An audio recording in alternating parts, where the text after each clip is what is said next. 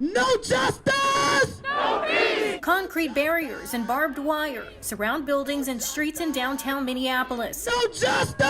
No peace! Days before former Minneapolis police officer Derek Chauvin is set to stand trial. What do we want? Justice! Dozens of community activists When do we want it? stood in front of the Hennepin County Government Center Thursday afternoon, calling out the recent safety measures. It is outlandish that they are circling their buildings and themselves in barbed wire, plywood, and razor wire. Shame on them. This is outrageous. They are more afraid of the people than they are afraid of police violence. The Minneapolis Police Department introduced Operation Safety Net to respond to any civil unrest interrupting peaceful protests What we want is to be heard. during the trial. What we want is to be seen. The city previously announced they are anticipating 1,100 law enforcement officers and 2,000 members of the Minnesota National Guard. To protect their buildings when human beings are losing their lives in the street. Some activists pointing out the differences in security measures in contrast to what was seen at the Capitol building in Washington, D.C. back on January 6th. You didn't see any fences up like you see here today. The death of George Floyd last May Say his name.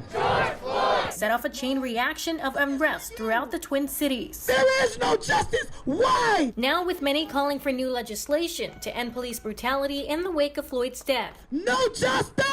Activists say they'll continue protesting for justice. No justice! In Minneapolis, Charmaine Nero, Pure 11 News.